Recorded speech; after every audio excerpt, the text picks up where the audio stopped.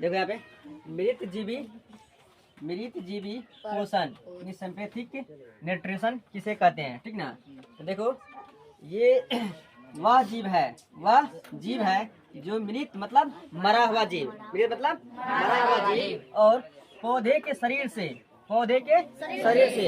कार्बनिक पदार्थ के रूप में अपना भोजन बनाता है, कार्बनिक पदार्थ के रूप में अपना भोजन बनाता है, वह जीव को बोलेंगे मृत जीवी पोषण। क्या बोलेंगे? मृत जीवी पोषण। इसका परिभाषा बन रहा है कि बोलेंगे वह जीव जो मृत जीव यानी मरा हुआ जीव और पौधे के शरीर से कार्बनिक पदार्थ के रूप में अपना भोजन बनाता है, उस जीव को यानी वह जीव को मृत जीवी पोषण कहते हैं। क्या कहते हैं? मृत जीवी पोषण कहते हैं। फिर सुनना है, पूछे मृत जीवी पोषण किसे कहते हैं, तो बोलना है कि वह जीव जो मृत जीव और पौधे के शरीर से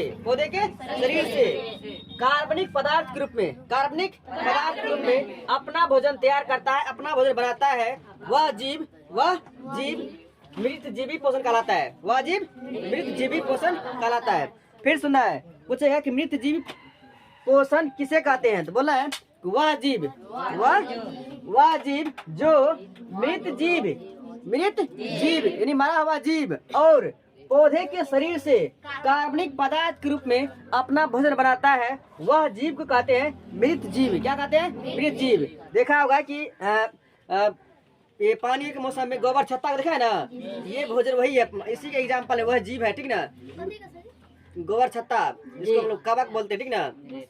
हाँ, तो ये होता है मतलब वही जीव है, कौन सा? मृत जीव पोषण है, ठीक ना। मतलब कि मरा हुआ जीव और पौधा के मतलब पौधे में देखा कि सट करके अपना भोजन उसके तरल पदार्थ के रूप में कार्बनिक पदार्थ के रूप में भोजन बनाता है, ठीक ना। तो फिर बोला है कि मृत जीव पोषण किसे कहते हैं, तो बोल रहा है कि वह जीव जो मृत जीव और पौधे के शरीर से कार्बनिक पदार्थ के रूप में भोजन बनाता है, वह जीव क्या कहलाता है?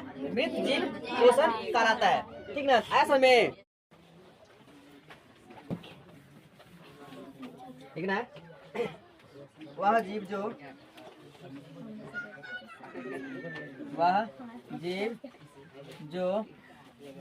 मृत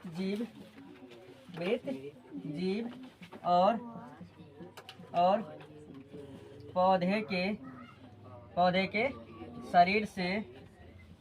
पौधे के शरीर से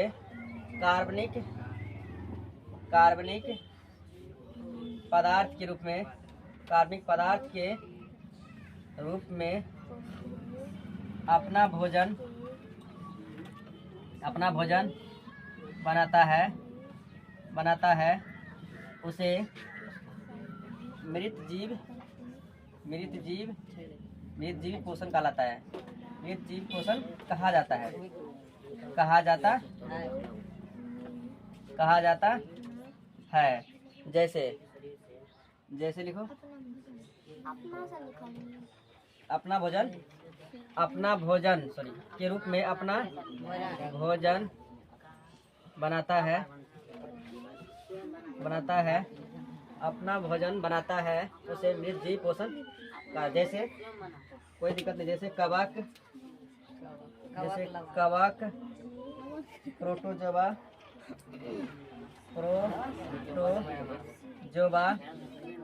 बैक्टीरिया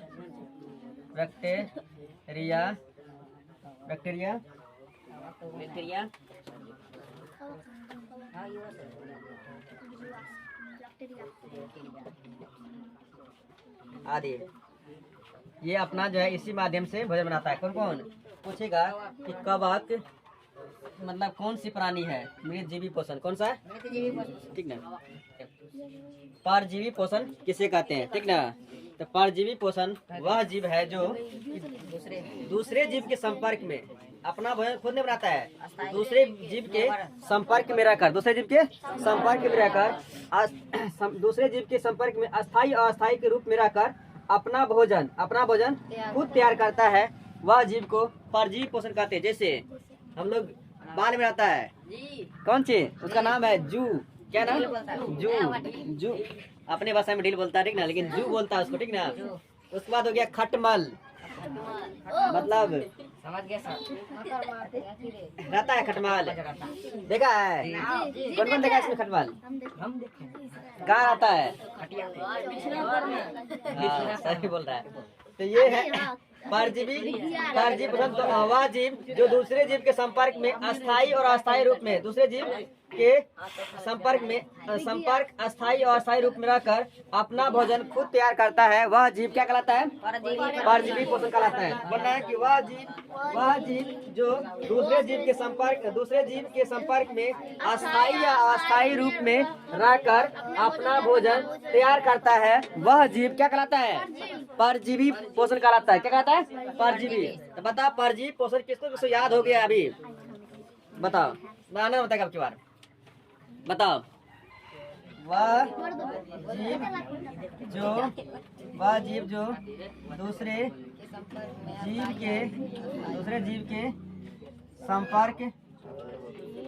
के संपर्क में अस्थायी या अस्थायी रूप में रहकर अपना भोजन तैयार करता है, उसे परजीवी पोषण कहा जाता है। जैसे बताओ रे, अपना भोजन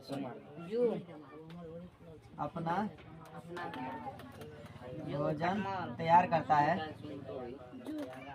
उसे परजीवी पोषण कहा जाता है। जैसे जू, खटमल आदि में और होगा खटमल,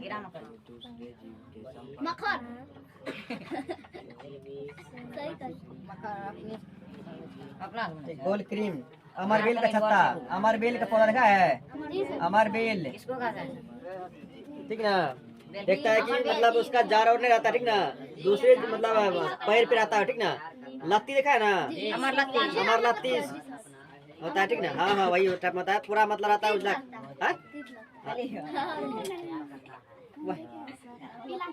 पीला रहता है, उसको वही मतलब ज्यादा नहीं होने वाला, बहुत फायदा करता है, ठीक ना? मतलब शरीर के लिए बहुत फायदा है वो पौधा। ये गोल क्रीम, उसके बाद गोल क्रीम रहता है, ठीक ना? मेरे जिसको जो नहीं देखा है, मेरे आंगन में है, ठीक है? आंगन के बगले में है। हाँ, टेमवर्म आदि जो नहीं देखा करता है, ठोस यानी तरल पदार्थ के रूप में तैयार करता है, ठीक ना? तरल पदार्थ के रूप में तैयार करता है, तो या खाता है, उसे बोलते हैं प्राणी समभोजी या प्राणी समपोषण कहते हैं, ठीक ना? इसका परिभाषा लिखना, वह जीव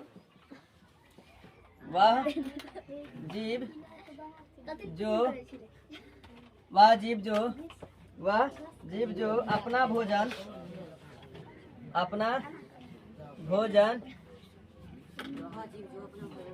ठोस या तरल पदार्थ के तरल के रूप में जंतुओं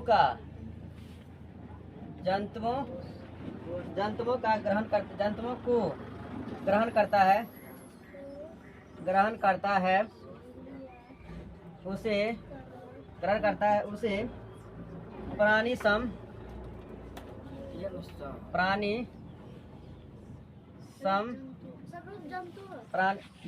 जंतुओं को ग्रहण करता है, उसे प्राणी समपोषण कहा जाता है। वह जीव जो अपना भोजन ठोस या तरल के रूप में जंतुओं को ग्रहण करता है, अपना भोजन में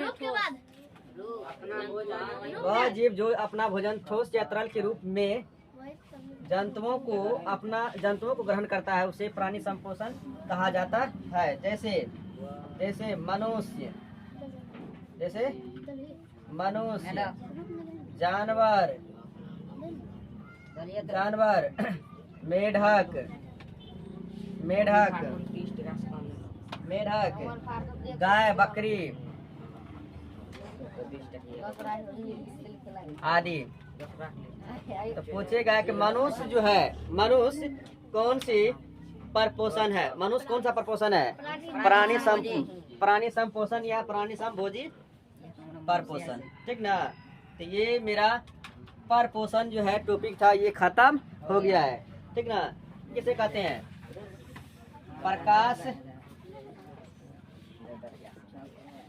संश्लेषण किसे कहते हैं? सर इसी के नीचे हम लिख सकते किसे कहते हैं? प्रकाश संश्लेषण किसे कहते हैं? तो ध्यान दो सब, प्रकाश संश्लेषण किसे कहते हैं? जिस प्रक्रिया द्वारा पेड़ पौधा अपना भोजन तैयार करता है, उस प्रक्रिया को बोलते हैं प्रकाश संश्लेषण। क्या बोलते हैं? प्रकाश संश्लेषण। प्रकाश संश्लेषण के लिए आवश्यक शर्त निम्न है। प्रकाश संश्लेषण के लिए आवश्यक शर्त मतलब क्या क्या चाहिए कि अपना भोजन हम लोग तैयार, अगर हम लोग भी अगर चाहे तो भोजन तैयार कर सकते हैं, लेकिन उसके लिए आवश्यक शर्त है कि उस जब मेरे पास रहेगा तो हम लोग अपना खुद भोजन बना सकते हैं। तो पहला चीज हम लोग को चाहिए सूर्य का प्रकाश। तो ये सूर्य प्रकाश हम लोग के लिए भी मिलेगा, ठीक ना। दूसरा चीज है पर्णहरित या क्लोरोफिल। पर्णहरित या क्लोरोफिल, क्लोरोफिल हम लोग के पास नहीं है, ठीक ना। उसके बाद कार्बन डाइऑक्साइड, कार्बन डाइऑक्साइड। उसके बाद है जल एवं खनिज लवण, जल एवं खनिज लवण।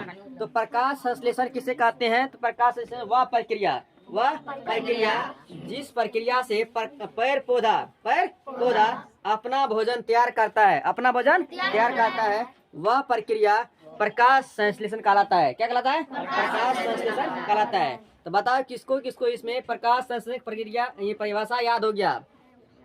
प्रकाश संश्लेषण वह प्रक्रिया जिस माध्यम से, जिस प्रक्रिया से पेड़ पौधा अपना भोजन तैयार करता है, पेड़ पौधा अपना भोजन तैयार करता है, उसे बोलते हैं प्रकाश संश्लेषण। तो जिस विधि से पेड़ पौधा अपना भोजन तैयार करता है, उस विधि को प्रकाश संश्लेषण कहते हैं। लिखना है कि जिस प्रक्रिया द्वारा, उत्तर लिखना इसका, जिस प्रक्रिया द्वारा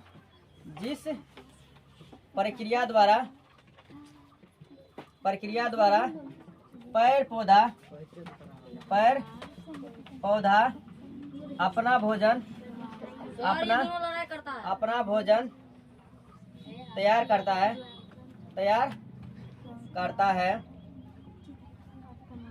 है, उसे प्रकाश संश्लेषण कहा जाता है। या लिखो, तैयार करता है वह विधि प्रकाश संश्लेषण या वह प्रक्रिया प्रकाश संश्लेषण कहलाता है। प्रकाश संश्लेषण कहलाता है, प्रकाश संश्लेषण कहलाता है, वह प्रक्रिया प्रकाश संश्लेषण कहलाता है। अगला क्वेश्चन लिखना है कि प्रकाश संश्लेषण के लिए आवश्यक कच्चे पदार्थ। प्रकाश संश्लेषण के लिए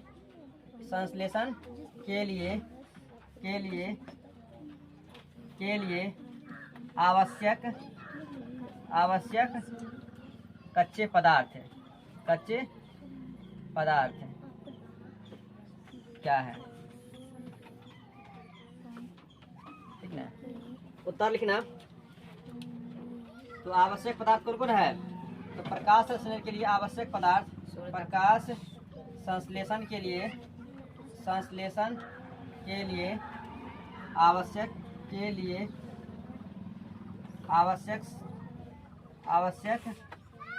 कच्चे पदार्थ निम्न है। पहला लिखना सूर्य का प्रकाश।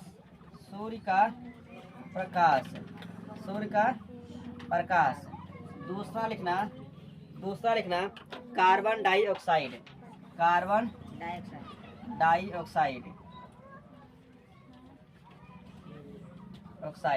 यानी इसी को बोलते हैं CO2।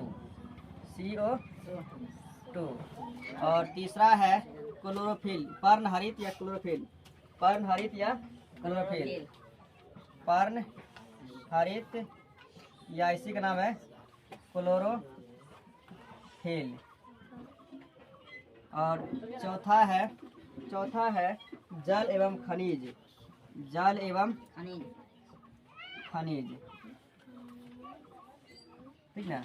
तो पूछेगा क्वेश्चन कि प्रकाश संश्लेषण किसे कहते हैं। तो जिस प्रक्रिया द्वारा पेड़ पौधा अपना भोजन तैयार करता है, वह प्रक्रिया प्रकाश संश्लेषण कहलाता है। प्रकाश संश्लेषण के लिए आवश्यक शर्त क्या क्या है, ये आवश्यक पदार्थ कौन कौन है। तो पहला है सूर्य का प्रकाश, दूसरा है कार्बन डाइऑक्साइड, तीसरा है पर्णहरित यानी क्लोरोफिल, और चौथा है जल एवं खनिज। पूछेगा कि पेड़ जो है हरा रहता है किस पदार्थ के कारण। क्लोरोफिल के कारण। क्लोरोफिल यानी पर्णहरित या क्लोरोफिल के कारण जो है अपना पेड़ जो है हरा भरा रहता है। तो ये समीकरण, ठीक ना, इसमें भाग लेता है 6CO2 प्लस H2O 12H2O और सूर्य प्रकाश और क्लोरोफिल के उपस्थिति में बनता कौन सी है, क्लोरोफिल, और ये जल और ऑक्सीजन बनता है, ठीक ना। पूछेगा कि अंतिम उत्पाद के रूप में कौन बनता है। अंतिम उत्पाद के रूप में बनता है ग्लूकोज। रासायनिक अभिक्रिया में भाग लेने वाले तत्व कहते हैं अभिकारक। क्या कहते हैं, अभिकारक।